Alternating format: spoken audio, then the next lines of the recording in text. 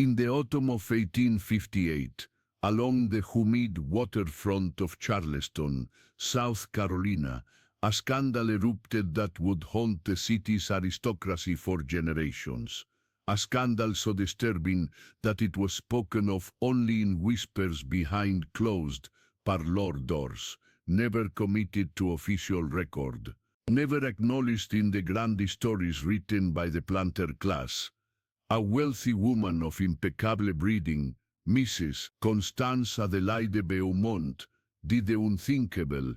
She orchestrated the sale of her own husband into slavery, condemning a white man of property to the auction block alongside the very people his family had enslaved for 3 generations. You are listening to Shadows of the South, where we unearth the most disturbing and forgotten stories of the slave-holding South, narratives that reveal the moral rot at the heart of an empire built on human bondage. The Beaumont plantation stretched across 2,000 acres of prime cotton land in the Low Country, approximately 15 miles inland from Charleston proper. The estate, known as Fair Haven, had been in the Beaumont family since 1789, passed down through 3 generations of wealthy planters who had amassed their fortune through the brutal exploitation of enslaved labor. In 1858, the plantation maintained approximately 180 enslaved people, their lives consumed by the endless cycle of planting, tending, and harvesting the white gold that enriched their masters. The main house rose 3 stories high, built in the Greek Revival style that the Charleston elite so favored, its white columns gleaming in the southern sun like the pillars of some corrupted temple. A Spanish moss, draped from ancient live oak that lined the drive, and the scent of magnolia blossoms hung heavy in the air, a sweet perfume that could not mask the stench of human suffering that permeated every inch of the grounds. Constance Adelaide Beaumont, born Constance Winthrop in 1827, came from one of Charleston's oldest and most distinguished families. Her father had been a shipping magnate and her mother descended from colonial governors. She received the finest education available to a southern lady of her station, tutored in French, music, literature, and the particular art of managing a grand household. At 21, she married Richard Beaumont, a man 10 years her senior, in a ceremony that united 2 of the region's most powerful families. Richard was everything Charleston society demanded of its sons, educated at the College of Charleston, handsome in that particular way of the southern gentleman, with dark hair worn longer than fashion, dictated and eyes the color of tobacco leaves. He wore his authority casually, as men born to privilege often do, never questioning his right to command the lives of those deemed inferior by an accident of birth.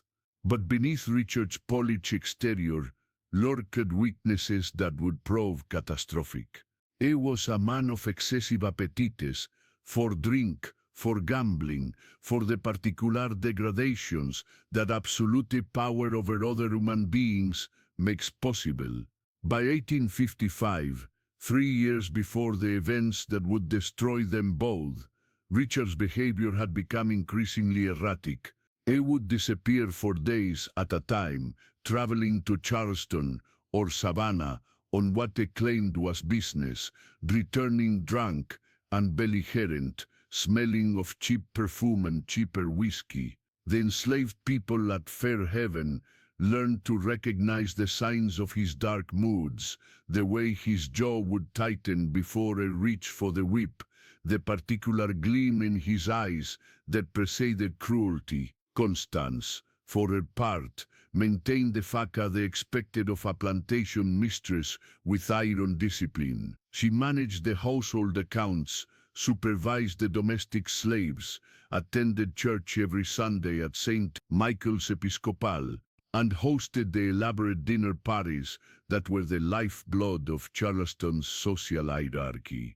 But privately, in the journals she kept locked in her escritoria, she documented her growing hatred for the man she had married. She wrote of her disgust at his treatment of the enslaved women, young girls, some barely 15, whom he summoned to his study late at night. She wrote of his squandering of the family fortune at gaming tables and horse races. She wrote of the violence he inflicted not only on those he enslaved, but increasingly on her as well, bruises hidden beneath her silk gowns, a broken rib explained away as a riding accident. Among the enslaved population at Fairhaven, certain individuals played central roles in the tragedy that would unfold. There was Moses, a man of 42 years, who served as the plantation's head driver,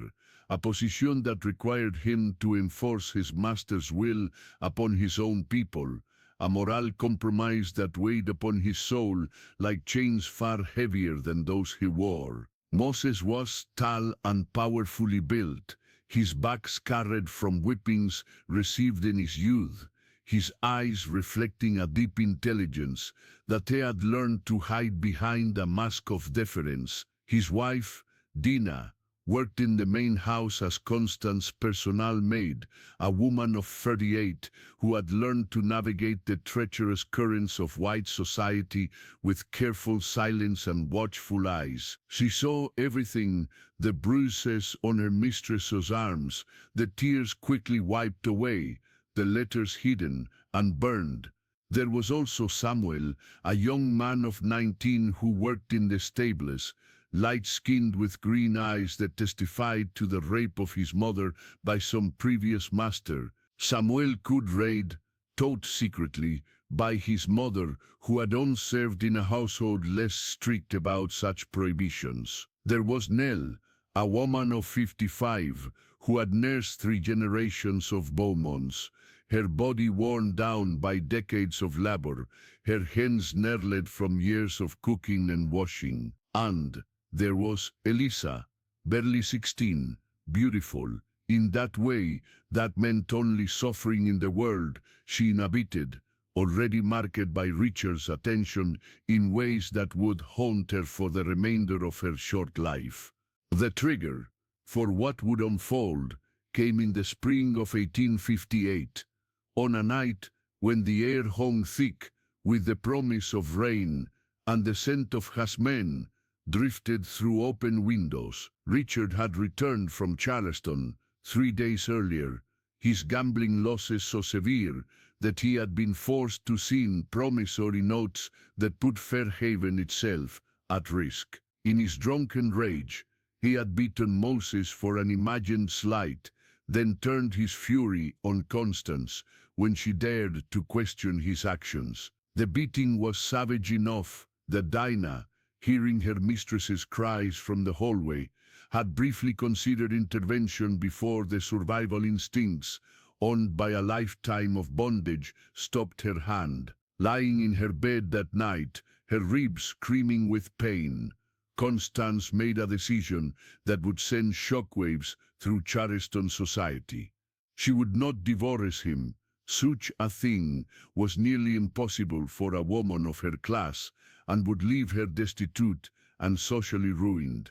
She would not poison him, though the thought had crossed her mind more than once, because she was fundamentally a woman who still believed in some form of divine justice. Instead, she would use the very system of slavery that had enriched and empowered her husband against him. She would make him understand, in the most visceral way possible, what it meant to be property, to be powerless, to be utterly at the mercy of another's will. Pause for a moment and reflect on this in a society that had so thoroughly normalized the buying and selling of human beings, that had created elaborate legal frameworks to define some people as property and others as persons, how easily those frameworks might be turned against their architects. The machinery of slavery, once constructed, required only the correct manipulation of its gears to consume anyone, even those who believed themselves its masters. Over the following weeks, Constance began to implement her plan with the same meticulous attention to detail she had once applied to managing her household. She started by forging documents, bills of sale, certificates of ownership, using Richard's own papers as templates. Her education in literature and fine penmanship, intended to make her an accomplished hostess, now served a darker purpose. She studied the legal language of slavery, the particular phrases and formulations that transform human beings into chattel. She befriended the wife of a magistrate, a woman who shared her contempt for men who failed to control their baser appetites. And through carefully orchestrated conversations, she learned the loopholes and exceptions in South Carolina's slave codes. The key to her plan lay in Richard's own behavior. His drinking had become so excessive that there were entire days when he could recall nothing of his actions. His gambling debts had grown so large that creditors were beginning to circle. Constance began to document everything, every debt, every drunken incident, every threat he made while intoxicated. She enlisted Dina's help, though the enslaved woman understood she had no real choice in the matter. Dina would bring Richard his evening whiskey, always strong, always supplemented with drops of laudanum, that Constance obtained through a sympathetic pharmacist who believed the medicine was for the mistress's own nerves. In the summer of 1858, Constance executed the first phase of her revenge. She arranged through intermediaries to have several of Richard's largest creditors call in their debts simultaneously. When Richard, in a panic, turned to his wife for access to her separate property, the wealth she had inherited from her father, and which remained legally hers under South Carolina law, she refused. The creditors threatened legal action. Richard's reputation in Charleston society, already tarnished by his excesses, began to crumble. He was blackballed from his club. Former friends crossed the street to avoid him. The proud Southern gentleman found himself increasingly isolated, increasingly desperate. It was then that Constance approached him with a proposition. She would pay his debts. She told him preserve his honor and the family name, but he would have to sign over complete control of Fair Haven to her, including authority over all enslaved people on the property. Richard, seeing no other option, agreed. The documents were drawn up by a lawyer. Constance had carefully selected a man who owed his own position to her family's patronage. Richard sent them in a hess of whiskey and laudanum, barely comprehending what he was agreeing to. What Richard did not know was that among the papers he signed was a document that would prove his undoing. Constance had included, buried in the legal language, a clause that identified Richard himself as property of the estate, not explicitly, but through careful wording that referred to all persons residing upon and supported by Fair Haven Plantation as being bound to the soil and subject to the authority of the lawful owner. It was a legal fiction, a perversion of the slave codes, but Constance had crafted it with such care, and had it witnessed by individuals she had compromised or bribed, that it would hold up under the cursory examination of a slave auctioneer more interested in commission than legality. The summer dragged on, thick and oppressive. Richard, unaware of the trap that had been set, continued his downward spiral. His drinking worsened. His health began to fail. The enslaved people at Fair Haven watched with a mixture of terror and fascination as their master disintegrated before their eyes. Moses, privy to some of Constance's plans through his wife Dina, felt a complicated swirl of emotions: horror at what was being planned, satisfaction at seeing a cruel master brought low, and fear for what it might mean for all of them if the natural order of things could be so easily inverted. In September, as the cotton harvest reached its peak, and the plantation hummed with desperate activity, Constance made her final move. She arranged for Richard to be summoned to Charleston on business, a meeting with potential investors that she had fabricated through forged letters.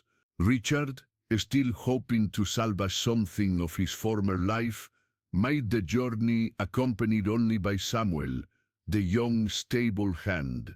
What Richard did not know was that Samuel carried letters from Constance to certain individuals in Charleston, slave catchers and traders who had been promised substantial payment for their cooperation. Richard was taken on a Tuesday evening as he left a waterfront tavern, drunk and disoriented. The men who seized him were professionals, experienced in the capture of runaways, and the occasional free black person who could be kidnapped and sold south. They bound him, gagged him, and transported him to a holding pen near the docks. When Richard sobered enough to protest, to declare his identity and status, it was shown the papers that Constance had prepared documents that identified him as an enslaved person, property of Fairhaven Plantation, who had escaped and been recaptured. The handwriting was official enough, the seals genuine, and in a society where the mere assertion of ownership was often sufficient to establish its truth, Richard's protests were dismissed as the desperate lies of a recalcitrant slave. For 3 days, Richard was held in conditions he had never imagined experiencing. He was chained alongside men, women, and children waiting to be sold, forced to sleep on dirt floors, fed scraps that he would never have given to the plantation's dogs. The psychological devastation was perhaps worse than the physical degradation. He, who had commanded absolute authority over nearly 200 human beings, who had never questioned his right to buy and sell human flesh, now found himself reduced to the very condition he had imposed on others. The irony was not lost on him, and in those 3 days, something in Richard Beaumont's mind began to fracture. Consider, if you will, how thoroughly the institution of slavery had poisoned Southern society. It had created a world where the mechanisms of human trafficking were so efficient, so normalist, that even a white man of property could be swept into its machinery with barely a question asked. The slave traders who processed Richard never doubted the papers they were shown because they had processed thousands of similar documents, had learned not to look too closely, had become functionally blind to the humanity of those they commodified. The auction took place on a Friday morning at Ryan's Martin Chalmers Street, one of Charleston's most prominent slave markets. The building stood 3 stories tall, with a rotunda and exhibition rooms where enslaved people were displayed to potential buyers. Richard was brought in with a group of field hands, all of them exhibiting the trauma and terror that came with being sold. Constance herself attended the auction, though she maintained her distance, observing from a carriage parked across the street, her face hidden behind a veil. She had arranged for several proxies to bid, men who believed they were acquiring a troublesome slave on behalf of a plantation owner who wished to remain anonymous. The auctioneer's voice rang out across the crowded room as Richard was pushed onto the block. There was confusion in the crowd. This man did not look like the typical field hand, despite his current degraded condition. His skin, though sunburned from 3 days in the holding pen's yard, was too pale. His hands, though dirty, showed none of the calluses and the scars of agricultural labor. The auctioneer, sensing hesitation among the buyers, fabricated a story. This was a problematic slave, of mixed race, educated above his station, prone to rebellion and flight. The price should reflect the risk. Richard, standing on that auction block, seemed to have retreated somewhere deep inside himself. He did not protest or proclaim his identity. Witnesses would later report that he simply stood there, swaying slightly, his eyes vacant, as if he had been hollowed out from within. When the auctioneer directed him to turn, to show his teeth, to demonstrate his physical capacity, Richard complied with the mechanical obedience of a man whose spirit had been broken entirely. The bidding was lackluster. Most buyers, sensing something amiss, declined to participate. Finally, one of Constance's proxies purchased Richard for $300, a pittance for a healthy male slave, but a price that reflected the bidders' collective uncertainty about what exactly they were being offered. The transaction was completed with the usual paperwork. Richard was led away, still silent, still vacant, to be transported to a rice plantation deep in the Carolina Low Country, a place known for its brutal conditions and high mortality rate. News of the sale spread slowly at first, then with gathering speed as the truth began to emerge. Someone had recognized Richard on the auction block. Questions were asked. The forged documents were examined more closely. Constance's plot began to unravel, but by then Richard had already disappeared into the swamps and rice fields of the Low Country, swallowed by the same system that had consumed so many others. Authorities were contacted, but the response was complicated by the fact that no one quite knew how to handle such an unprecedented situation. The legal frameworks existed to define and control enslaved people, but what happened when those frameworks were used to enslave someone who should have been beyond their reach? The scandal, when it finally broke in full, threatened to tear Charleston society apart. Constance was arrested, though the charges were murky. What crime, exactly, had she committed? She had used the slave laws, as they were written, had followed the procedures that govern the buying and selling of human property. That the property in question was her own husband complicated matters, but the fundamental mechanism she had exploited was the very foundation of Southern wealth and power. To prosecute her fully would require acknowledging the arbitrary nature of enslavement itself, would mean confronting the truth that anyone, under the right circumstances, could be reduced to chattel.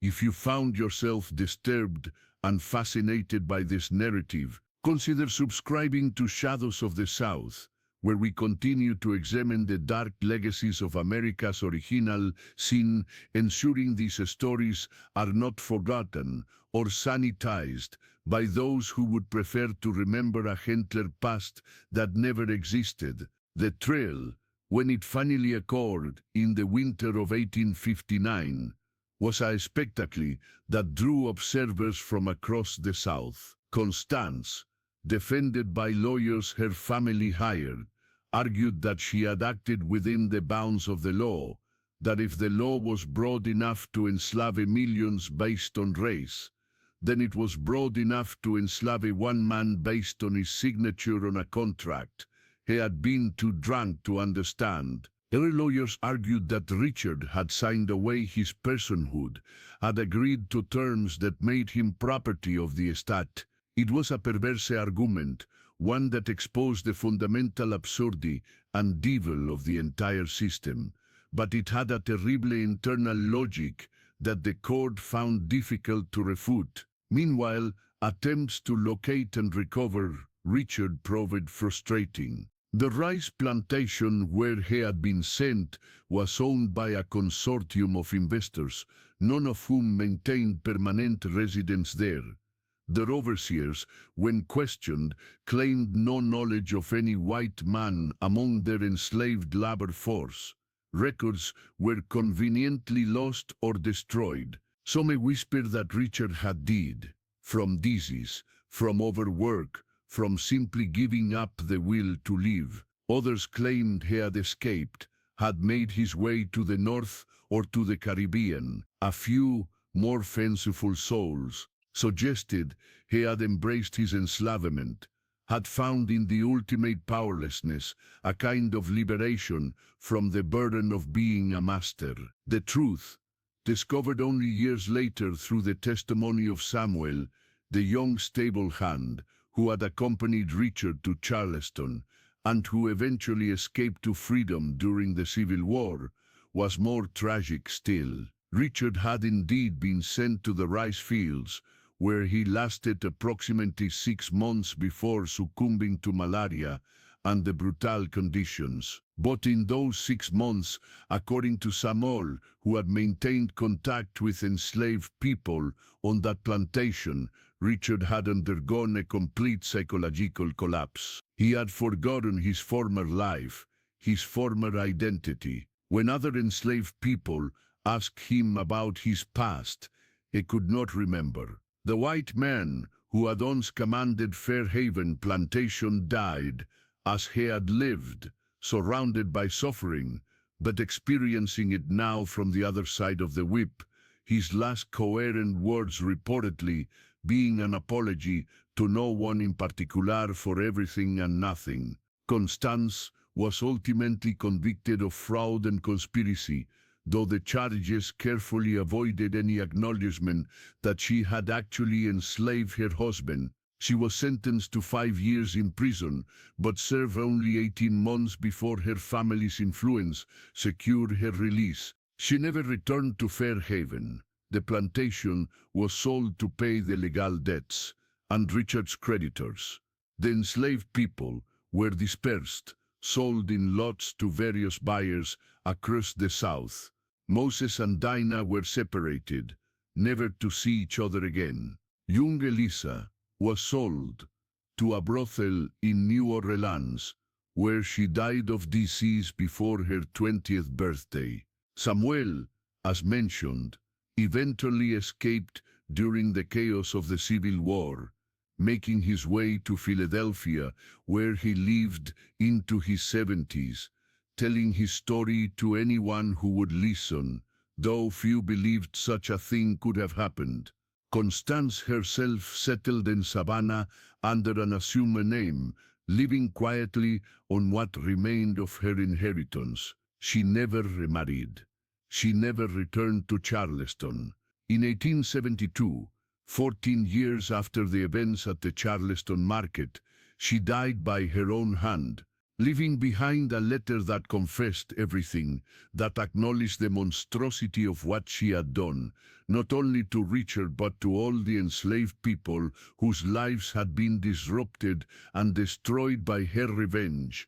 The letter, preserved in the Savannah Historical Society, makes for chilling reading. In it, Constance writes of how she had thought she was punishing one cruel man, but had come to understand that she had simply perpetuated the cruelty inherent in the system itself. She reads of her nightmares, of the faces of Moses and Dinah and Samuel and Elisa haunting her dreams, of her realization too late that in seeking justice through the mechanisms of slavery, she had only added to its evil. The legacy of this tragedy extended far beyond the immediate participants. Rumors persisted for decades in Charleston about the white slave, about the lady who had sold her husband.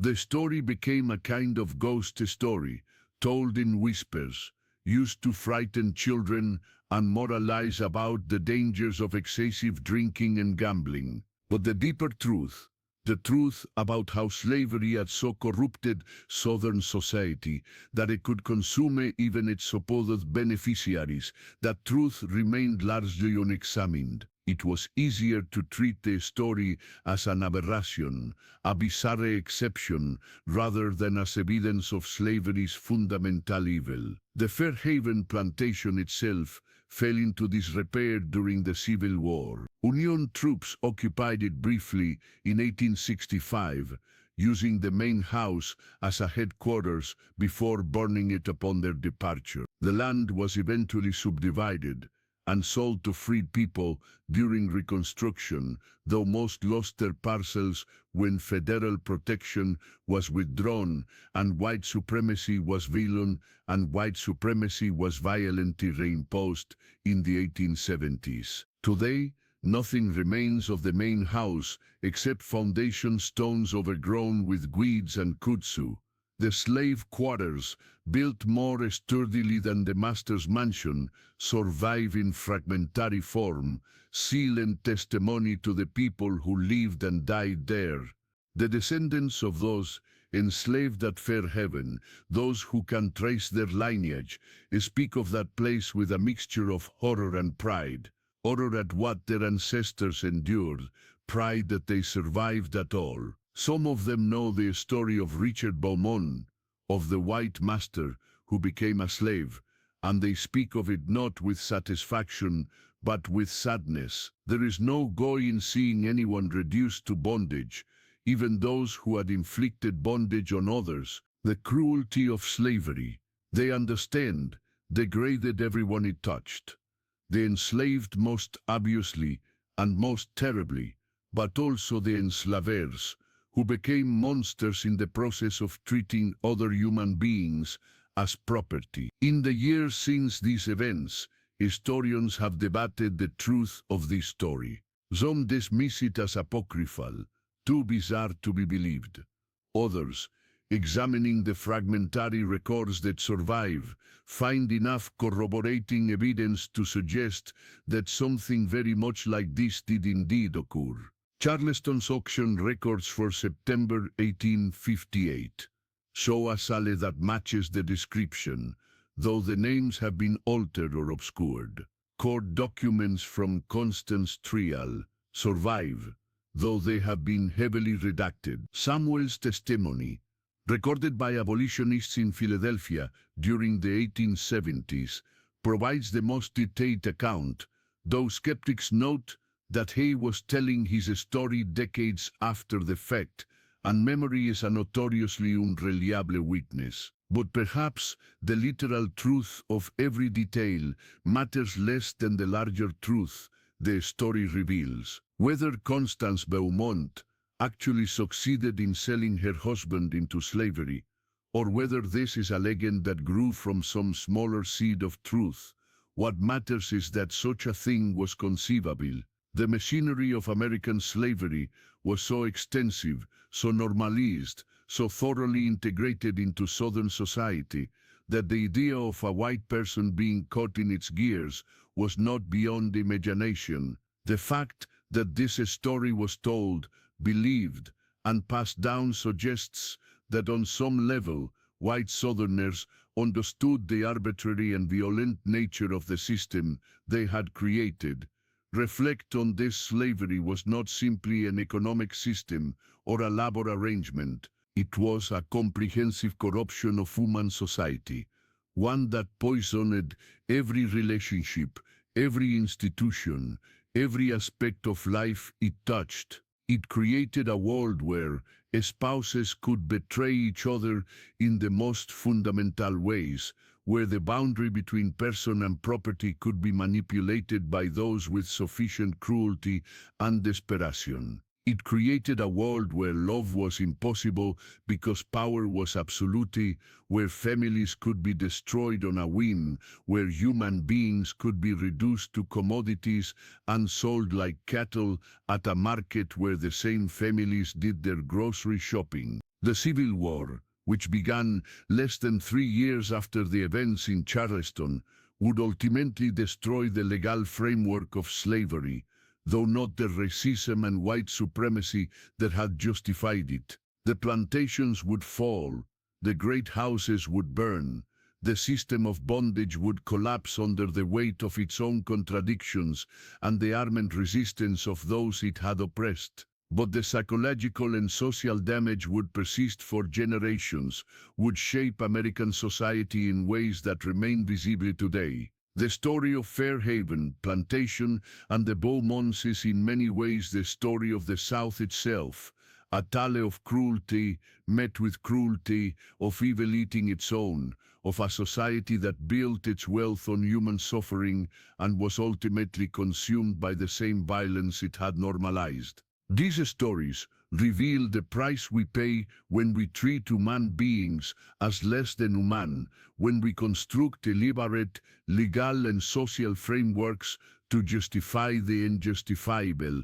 when we allow systems of exploitation to become so entrenched that they seem natural and inevitable. The story of the lady who sold her husband as a slave is disturbing precisely because it shows us how completely slavery had corrupted the moral universe of the antebellum South. In seeking revenge through enslavement, Constance Beaumont demonstrated that she was as much a product of that corrupt system as her husband, that she had internalized its logic so thoroughly that she could conceive of no justice beyond the buying and selling of human flesh. And Richards, and the tragedy of every person enslaved at Fairhaven, reminds us that systems of oppression dehumanize everyone they touch, though not equally, and that true justice requires not simply reversing the positions of oppressor and oppressed, but dismantling entirely the structures that make such oppression possible. This is the legacy we must remember, the truth we cannot afford to forget, no matter how much easier it would be to bury these stories beneath narratives of moonlight and magnolias, of genteel planters and happy slaves. The past was darker than those sanitized memories admit, and only by confronting the darkness can we hope to build something better.